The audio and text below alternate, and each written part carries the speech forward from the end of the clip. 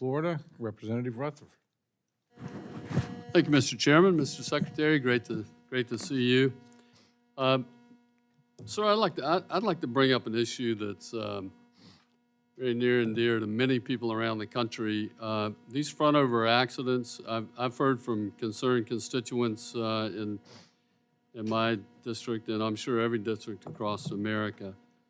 These front-overs are usually accidents that occur at a very low speed, usually in parking lots, driveways, and they always involve pedestrians. It's my understanding that NHTSA reports on non-traffic accidents such as these that occur in driveways, parking lots, or private roads.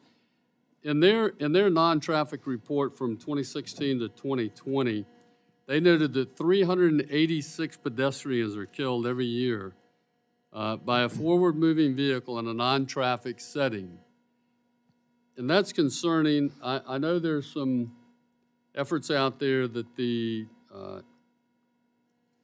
vehicle manufacturers can take. Is the Department of Transportation working with the auto industry at all on technology that could reduce the occurrence of these front overs?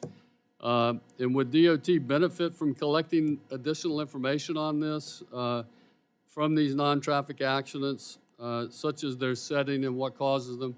You know, you see some of these new trucks, they set so high, small child sitting in front of that vehicle, they get in from the back, the driver gets in from the back, doesn't see the child, runs right over them.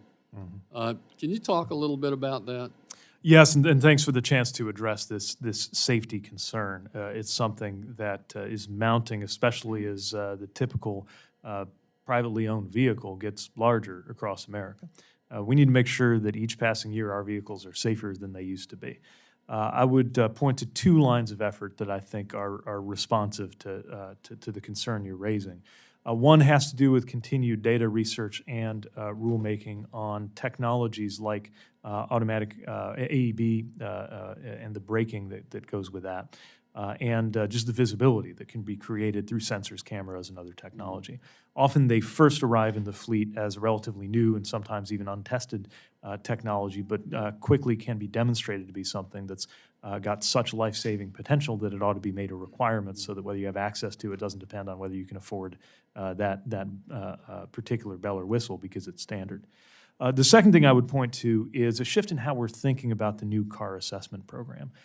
Traditionally, it was confined to the safety of the occupants. And of course, we're very concerned about the safety of the occupants of a vehicle. That's why seatbelts, airbags, and a whole lot more is evaluated. We've reached the point where we also need to be paying attention to how the design of a vehicle has implications for the safety of those who are outside of it. And that's something that you will see more of, I think, in the years to come as NHTSA develops its next steps for the NCAP program. All right. Thank you very much. And I'll be interested in following that. Having worked the backups before we had the backup cameras, remember that? I want to bring up the issue of Buy America. I'm hearing from many of my constituents back home, if they're applying for the grants, the infrastructure grants from the Infrastructure Investment and Jobs Act, the challenge that they have, look, everybody wants to spend our hard-earned tax dollars and their money on American-made. But some of these regulations, I understand that there's lack of clarity surrounding the implementation of the Buy America requirements, causing a lot of confusion among state departments of transportation, local governments, and contractors.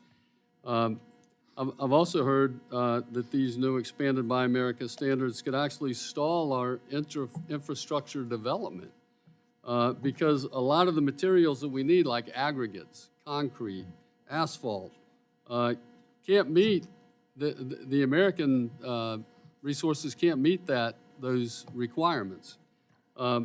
What is DOT doing to provide information to the various stakeholders, first of all? And just as important, can you assure this subcommittee that the implementation of the Buy America requirements will be done in a way that does not increase project cost and on top of the inflation-related costs that we're already seeing, and does not result in these projects being delayed? Because you know how quickly we need to get them to fruition. So we're very focused on making sure that these projects are delivered on time and affordably, and recognize that there's a balance between our strong commitment that begins with the president to make sure that American taxpayer dollars buy American goods and American materials, and making this a process that our project sponsors find manageable. And in some cases, there will be growing pains as well, because we're seeking to stimulate more of a domestic industry, but it's not fully there yet. Our intention is to be as transparent and clear as possible about this guidance. So my hope is that the new Q&A information that Federal Highways put out a few weeks ago, as well as a further push on communication, will be responsive to some of the concerns that you're mentioning. But this is certainly something we hear about as we talk with state DOTs. And without watering down our commitment to Buy America, we do want to make sure that this is as user-friendly a process as we can make it for our project sponsors, and that there's a common sense factor applied as well. Thank you, sir. Mr. Chairman, I see my time is up. I yield back.